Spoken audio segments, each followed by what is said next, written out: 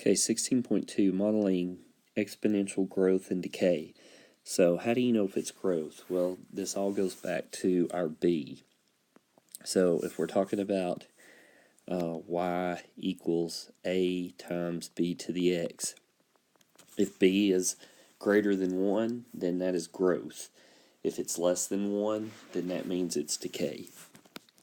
So we're going to model these different types of problems here in the information. So here's a good example that goes through, shows you how to graph it and all that kind of stuff. We're going to do the year term problem and do the same exact thing. So we'll graph it here in a minute. I'll slide it back over. It says write and graph an exponential growth function. Okay, so it tells us it's growth. State the domain and range. Tell what the y-intercept represents. Okay, so it says Sarah sold a coin for $3. Okay, what is $3? That's the initial or starting value, so that's our A.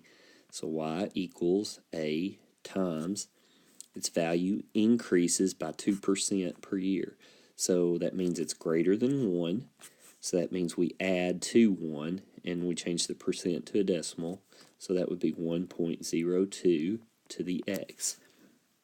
And then it says find the value of the coin in 8 years. Okay, so what we want to do now is we want to graph it and talk about its domain and range. Okay, so what is x representing? X is representing years here. Now that's important because x in a word problem in this case cannot be a negative. It cannot be a negative. So if we look at our graph, so I'm going to shrink this back down again, you see that x starts with 0. So one thing you could do is put this again in y1, then go to your table to get values. So if you plug 0 in, that is 3. Why is that? Because it started with the value of $3. Then just do each one. So then you do 1. So go to your calculator. So we've got our function in y1 equals, so 3 parenthesis 1.02 raised to the x. So at 1 it's 3.06. I should have known that.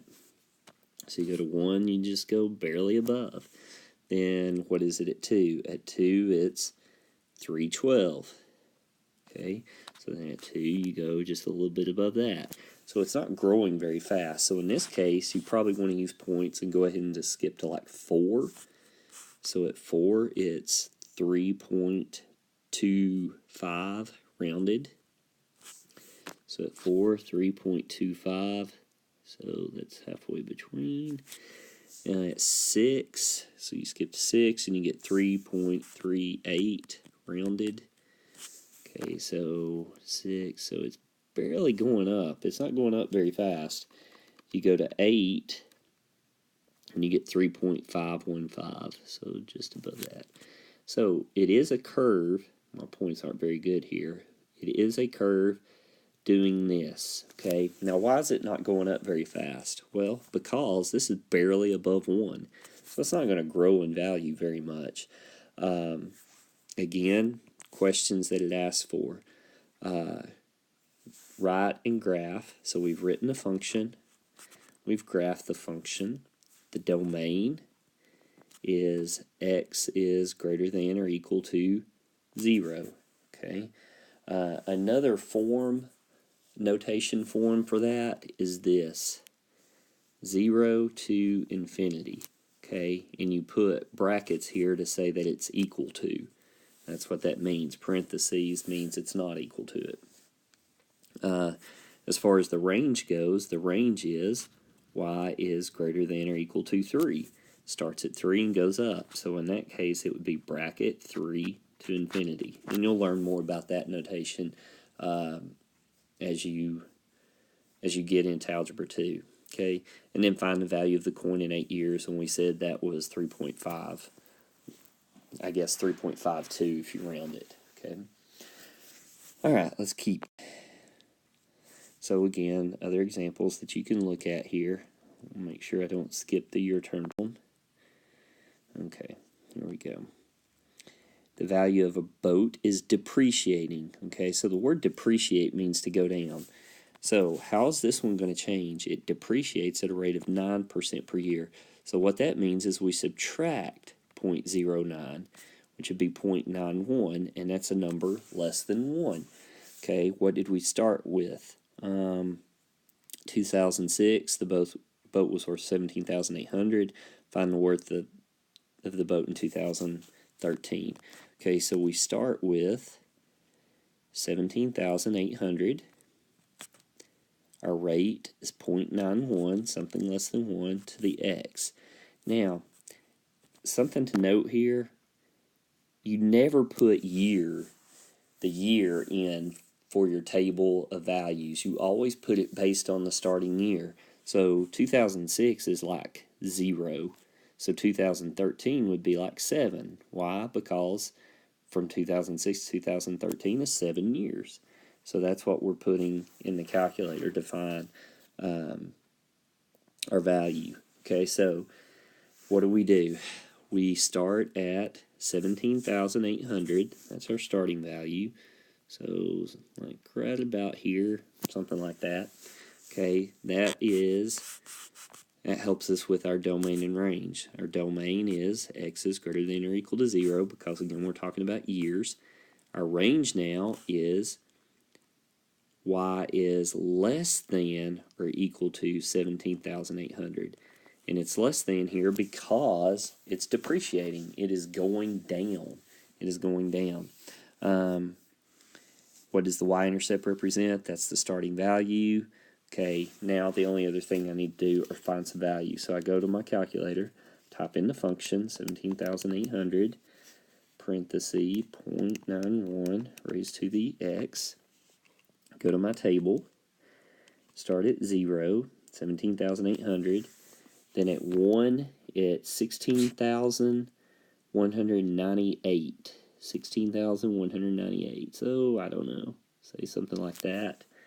At 2, it's 12,206. So, maybe like right there. Okay, can probably skip ahead. Let's go to 4. 4 is 3,936. So, something like that.